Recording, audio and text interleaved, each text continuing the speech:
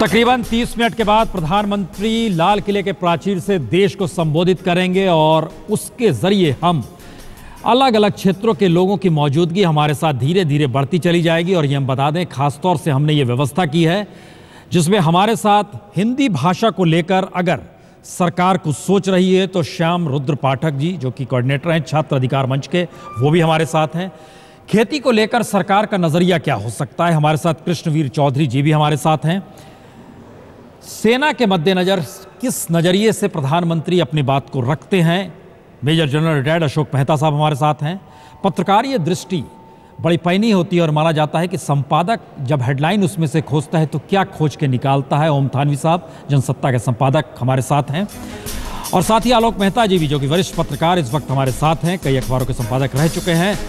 हम लाल किले चलें उससे पहले एक आपसे जानकारी चाहेंगे मेजर जनरल अशोक मेहता साहब। ठीक आज के दिन कच्छ से भाषण दे रहे थे मोदी, उस वक्त गुजरात के प्रधानमंत्री थे। उन्होंने एक लाइन कही थी कि लाल किला सेना का मनोबल बढ़ाने का सर्वोत्तम स्थान है। तो क्या यह माना जाए कि आज सेना के लिए कोई खास संदेश लाल किले से निकलेगा? मैं नहीं समझता कि कोई खास संदेश निकलेगा, क्योंकि जो संदेश था मुख्य तौर से वो डिफेंस बजट से मिल गया है। प्रधानमंत्री ने अपना पहला दौर जो हमारा एयरक्राफ्ट कैरियर है विक्रमादित्य के साथ किया, फिर 2 मरतबा कश्मीर जा चुके हैं। अभी हाल में कश्मीर गए, जवानों से उन्होंने बातचीत की और जो उन्होंने जवानों को कहना था वो इसके मध्य कर दिया है। अभी फिर जा रहे हैं वो कलकत्ता, जो हमारा स्टेल्थ डिस्ट्रॉयर है उसका इनॉग्रल करने के लिए।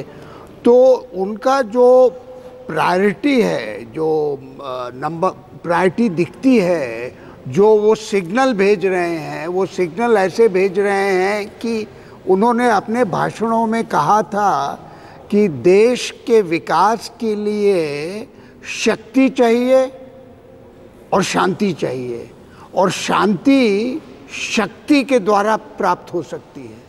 और ये शक्ति का जो सिग्नल है, ये शक्ति का सिग्नल आप कहाँ से दे सकते हैं? अंग्रेज़ी में उसको डिटरेंस कहते हैं। तो वो शक्ति का सिग्नल आप फौज के और आर्म फोर्सेस के 3 पहलुओं से। हम जिक्र इसका इसलिए कर रहे हैं क्योंकि आज कमोवेश हर जगह प्रधानमंत्री का वो भाषण जरूर चलेगा जो पिछले बरस उन्होंने दिया था और चिताते हुए दिया था प्रधानमंत्री को कि आप पाकिस्तान चीन को लेकर खामोश नहीं हो सकते, हमारी सीमा में घुसे चले आता है। उस वक्त उन्होंने राष्ट्रपति का भी जिक्र किया था जिन्होंने कहा था सहनशीलता कब तक। हम इस पे लौटते हैं। संजय, क्या स्थिति है लाल किले पर, जरा दिखाइए। लाल किले पर वही स्थिति है प्रसून जी, आप देख सकते हैं जो खुशी और उत्साह की इबारत है वो लोगों के चेहरों पर लिखी हुई नजर आती है, जिसके लिए कोई साक्षर होने की जरूरत नहीं है, लिखा पढ़ा होने की जरूरत नहीं है। अनपढ़ आदमी भी पढ़ सकता है।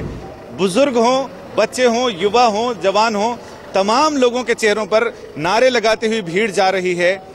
सुरक्षा इंतजाम चाक चौबंद है। पहले की तरह पहली बार हमने देखा है कि पुलिस के अफसर ऐलान कर रहे हैं कि आपके जज्बे और जुनून को हम सलाम करते हैं। जो तमाम लोग दूर दूर से यहाँ लाल किले के प्राचीर तक आए हैं उनका दिल्ली पुलिस स्वागत करती है। नहीं तो पहले तो ये होता था कि पुलिस चाहती थी कि लोग ज्यादा कम से कम आए यहाँ पर ताकि टंटा कम हो, लेकिन इस बार लोगों का उत्साह भी है, पुलिस का उत्साह भी है, पुलिस स्वागत करती हुई नजर आ रही है। कई लोग ऐसे मिले हमें, अच्छा बहुत सारे लोग गोल टोपियां, चांदीदार दाढ़ियों के साथ यहां आए हैं नरेंद्र मोदी को सुनने के लिए कि लाल किले के प्राचीर से कैसा संदेश आता है। तमाम लोगों में उत्साह, सिर्फ इसलिए क्रिटिसाइज के लिए नहीं, बहुत सारे लोग सिर्फ ये सुनने के लिए आए आखिर मोदी कैसे बोलेंगे, बिना बुलेट प्रूफ की दीवार के कैसे बोलेंगे। और धारा प्रवाह लाल किले से 10 साल बाद ये भाषण सुनने को मिल रहा है, तो लोग लगातार चले आ रहे हैं। मैं अपने कैमरामैन मदन प्रसाद से कहूंगा कि ये 3 स्तरीय सुरक्षा व्यवस्था है यहाँ। लोग 1 किलोमीटर पहले से चले हैं और पैदल आ रहे हैं यहाँ। कोई बस में आया, पहले पैदल चला, फिर बस में, फिर मेट्रो में चले, फिर यहाँ तक पहुंचे। ये जो मेटल डिटेक्टर्स लगे हैं, इससे आगे भी एक और मेटल डिटेक्टर्स की दीवार है जिसको क्रॉस करके तमाम जांच करवा कर लोगों को फ्रिस्किंग के बाद फिर लोग जाएंगे वहां पर।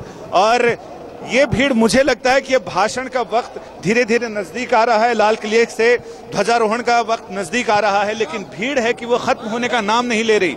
चींटियों की जिस तरह से रेल लगती है उस तरह से लगातार लोग आ रहे हैं, उसी उत्साह के साथ। मुझे कहीं कोई कमी नजर नहीं आती उत्साह में, और हर के चेहरे पर आप देख सकते हैं कि वो तिरछी निगाहों से लाल किले की प्राचीर देखता है, और ये कि हमारे जाने का रास्ता कहाँ है और कहाँ से वो प्रधानमंत्री नरेंद्र मोदी का भाषण सुन सकता है।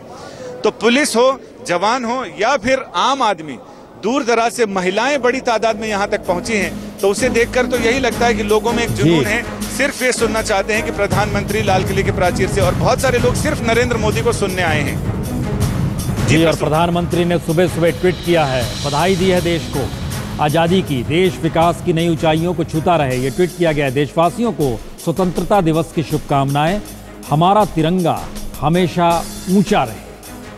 प्रधानमंत्री सोशल मीडिया के जरिए लगातार लोगों तक पहुंच रहे हैं, और ये प्रयास भी है कि सोशल मीडिया के जरिए लोगों को जोड़ा जाए, और उसकी मिसाल यही है कि सुबह सुबह पहली बधाई ट्वीट के जरिए आई है। इससे पहले तक ये होता नहीं था। इस बार सब कुछ जिस तरीके से खुल रहा है और एक पारदर्शिता के साथ, कहीं ना कहीं किसी ना किसी रूप में लाल किले के प्राचीर से क्या कहेंगे ये तो दूर की बात हो जाएगी। पहले ही हम बधाई दे रहे हैं देश को, जो कि सोशल मीडिया के जरिए जुड़े हुए हैं और बहुत बड़ा तबका जुड़ा हुआ है।